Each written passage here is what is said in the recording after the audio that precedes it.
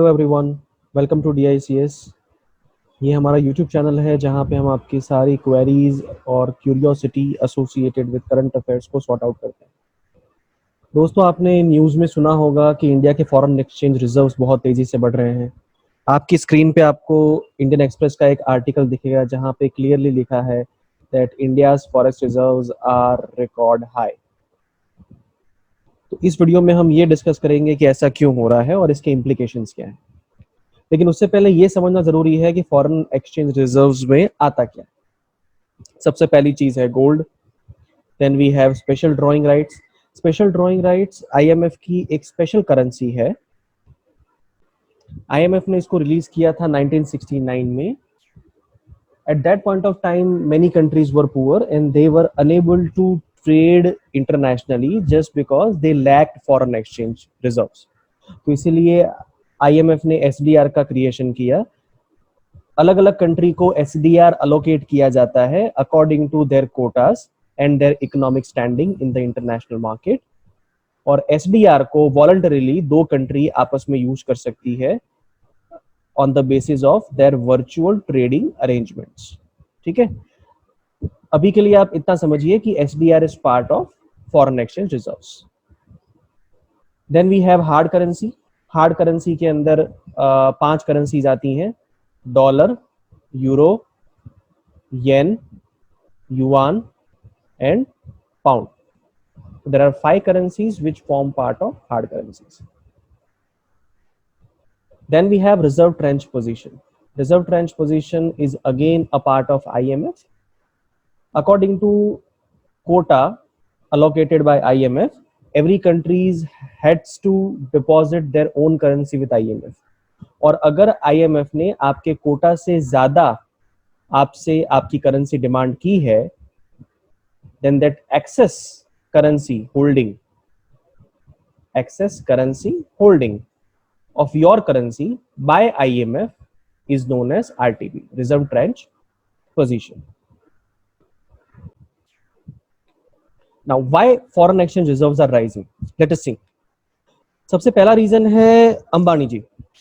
मुकेश अंबानी की जो कंपनी है रिलायंस इंडस्ट्रीज लिमिटेड, उसके अंदर फॉरेन इन्वेस्टमेंट का इनफ्लो पिछले 1-2 महीने में बहुत बढ़ गया है।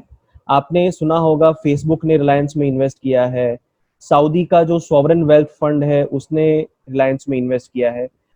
अगर हम टोटल लगाएं तो there is almost 97,000 crore worth of investment which has happened with in 2 month time span in Reliance. और ये इन्वेस्टमेंट फॉरेन करेंसी में होगा obviously because it is a foreign investment. Okay, and because of that our foreign exchange reserves are increasing. Next reason is inflow of FDI and FPI. FDI is foreign direct investment, FPI is foreign portfolio investment. Foreign direct investment और foreign portfolio investment बढ़ने के पीछे एक reason है building up of positive perception. दोस्तों, investment तभी increase होता है किसी कंट्री में जब उस कंट्री को लेके फ्यूचर परसेप्शन इन्वेस्टर्स के माइंड में इंप्रूव होता है। Initially because of COVID-19 and associated recession foreign investment outflow बहुत बढ़ गया, but gradually foreign investors realise कि भी इंडिया का फ्यूचर बहुत अच्छा है and they came back, and that is the reason कि FDI एंड FPI बढ़ा। तो उसकी वजह से भी हमारे फॉरेन एक्सचेंज रिजर्व्स बढ़ रहे हैं। The other reason is decline in price of crude oil. दोस्तों, हम इंडिया में हमारी रिक्वायरमेंट का 70% क्रूड ऑयल इंपोर्ट करते हैं। हमारा इंपोर्ट बिल बहुत ज्यादा होता है, but in recent years, mainly in past 5-6 months, crude oil के प्राइसेस बहुत गिरे हैं। और आपने शायद सुना होगा कि 2 महीने पहले वो नेगेटिव भी चले गए थे। वो एक्चुअली नेगेटिव नहीं गए थे, उसको हम किसी और वीडियो में कवर करेंगे। बट क्रूड ऑयल की प्राइसेस में जो कमी आई है उसकी वजह से इंडिया का इंपोर्ट बिल बहुत कम हो गया है। और इंपोर्ट हमेशा हम फाइनेंस कहां से करते हैं? फॉरेन एक्सचेंज में। We pay our import bills in foreign exchange currency और फॉरेन करेंसी।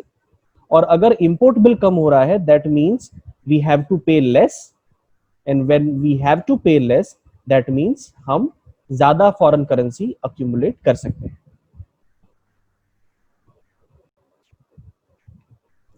अब इसके पॉजिटिव इंपैक्ट्स क्या हैं?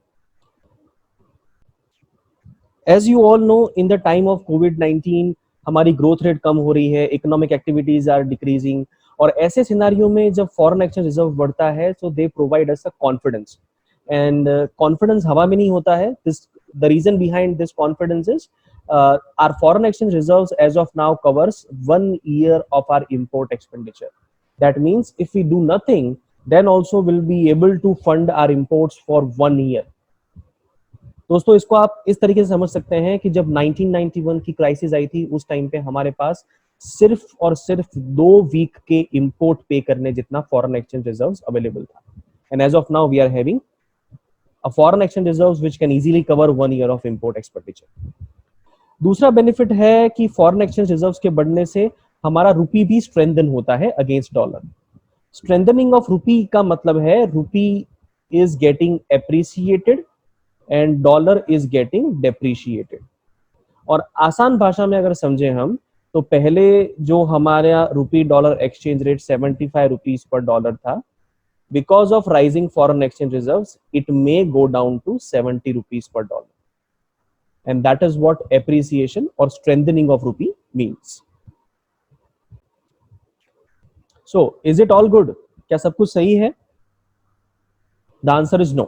And why is that? दोस्तों, IMF रिपोर्ट के हिसाब से India is part of the 10 largest countries with foreign exchange reserves, and India is at 8th position.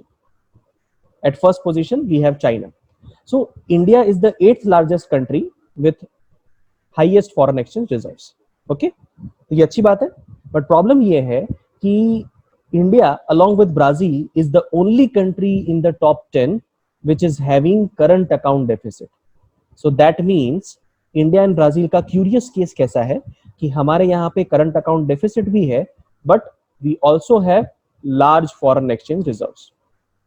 That means हमने जो भी फॉरेन एक्सचेंज रिजर्व्स बिल्डअप किया है, it is mainly because of inflow of capital account. So our foreign exchange buildup is because of inflow in capital account. And दोस्तों, capital account is part of India's liability. It is a liability on the country, क्योंकि आज नहीं तो कल वो वापस जाएगा. Capital account में क्या आता है?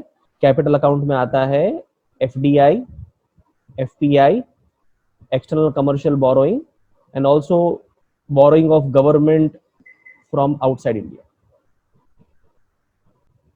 That means we can say that the scenario is not all good.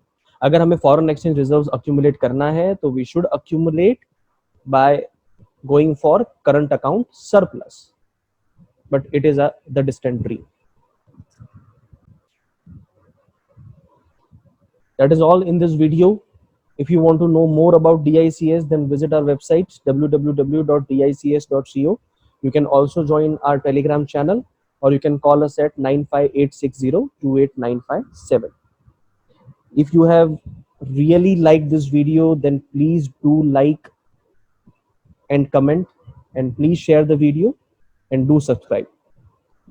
आप अपने suggestions comment में लिख सकते हैं. अगर आप किसी स्पेसिफिक सब्जेक्ट के ऊपर वीडियो चाहते हैं, तो please mention in the comment box. Thank you.